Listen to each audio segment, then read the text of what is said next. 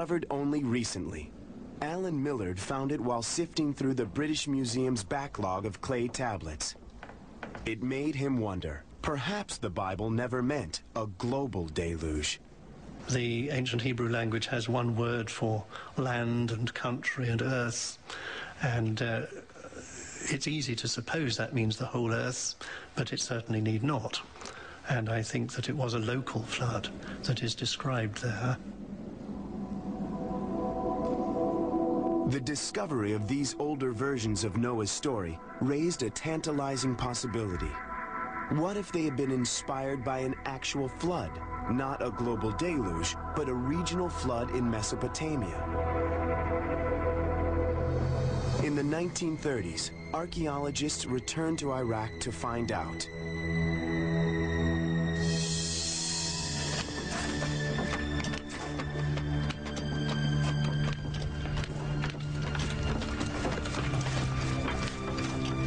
In 1931, a team of archaeologists led by Leonard Woolley and his wife Catherine were excavating the ruins of the ancient Mesopotamian city of Ur.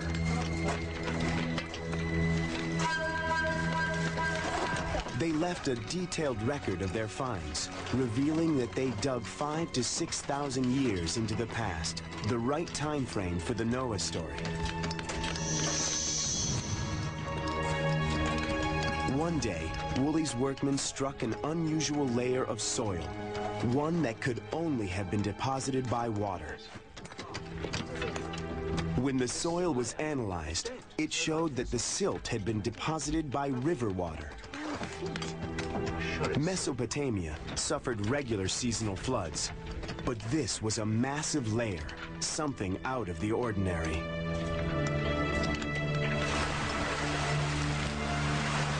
In fact, later archaeological excavations of ancient city streets show that 5,000 years ago, at least 3 Mesopotamian towns were hit by large river floods.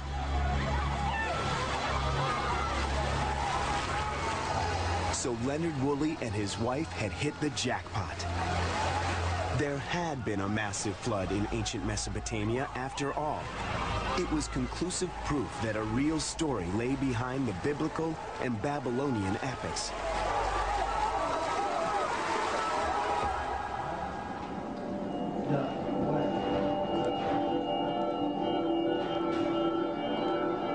In committing the story to writing, the Sumerian scribes may have embellished it with myths and supernatural events, but there are plenty of practical details too, and they are priceless in reconstructing a story that's historically plausible. However, it does mean starting afresh.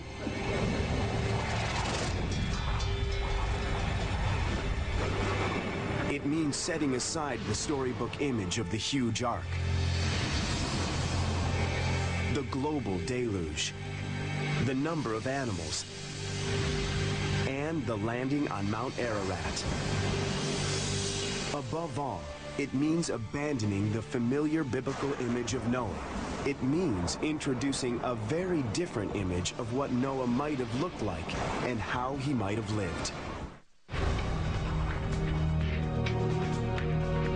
Archaeological finds have established that the Noah story may actually have happened in Sumeria, an ancient civilization in what is now Iraq. The Babylonian accounts say that the story begins in the city of Shurupak.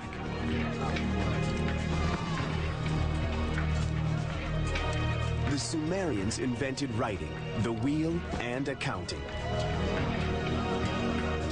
And what is known of their culture provides the first glimpse of the historical figure behind the flood stories. The most obvious difference is how Noah looked. Forget the man in biblical robes. Imagine instead a Sumerian from head to toe, wearing eye makeup, a shaved head, and quite possibly wearing a kilt. Then there's what he did for a living. The Epic of Gilgamesh says the Sumerian Noah owned silver and gold. 5,000 years ago, these were the currency of wealthy merchants, suggesting that the Sumerian Noah was not a farmer or wine grower, but a businessman. Instead of an ark to survive the flood, the Sumerian Noah is more likely to have built a boat to make money, hauling grain, beer, and animals.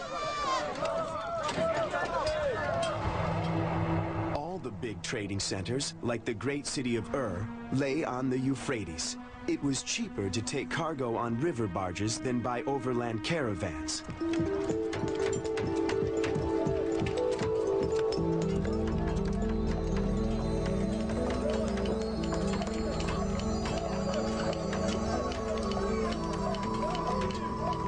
The question is, how big a barge did this Noah have? The size of Sumerian vessels on the Euphrates varied, from small reed canoes to wooden ones 20 feet long. No remains or inscriptions of large Sumerian boats have been found yet. So instead, marine archaeologists ask how big a boat could the Sumerians have built with the available technology.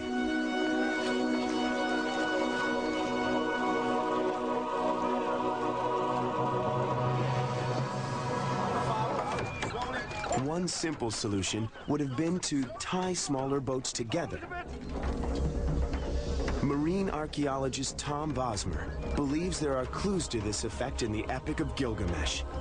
It says that the boat was divided in sections. Probably one of the best ways to do it would be to build it in units, such as the size of this, and use it as a pontoon in a river barge, actually, and hold a number of these together, lash them together with some rope and heavy timbers, and then they could build the ark on top of that. And it was probably a system that could have been used on the rivers quite easily.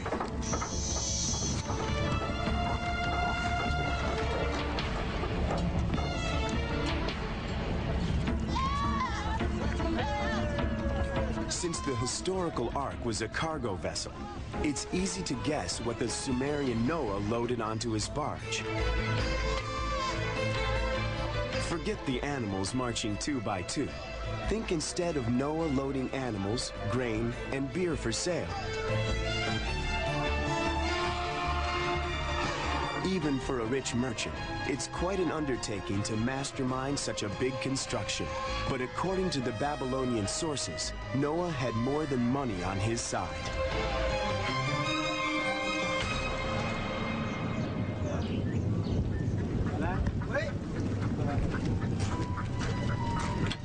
They say Noah was the king of the city of Shuruppak, but he wasn't above the law.